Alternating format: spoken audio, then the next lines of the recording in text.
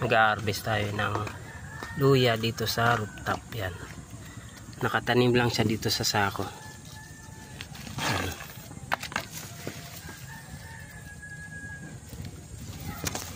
Laki na oh. Tinanim natin to isang isang bilog, pero ngayon puno na yung sako. Ayan oh.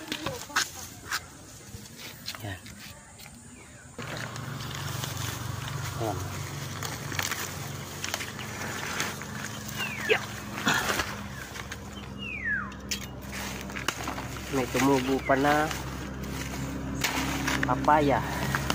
Ayan, hatis tayo ng luya. Ito may luya. Ayan.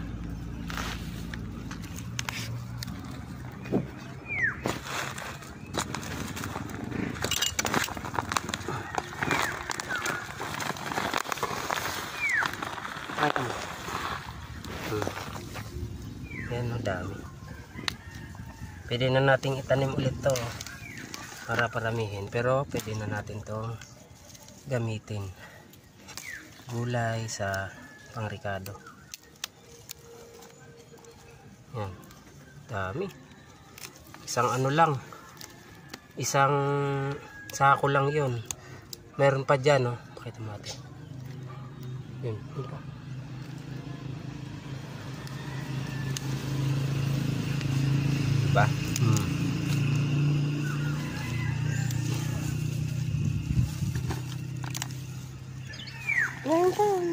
Dami.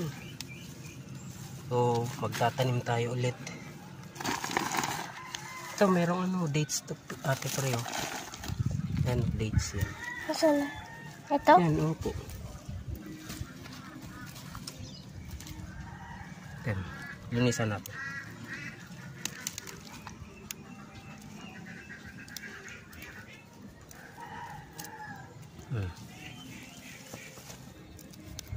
Makaabutin na to ng 1 kilo eh.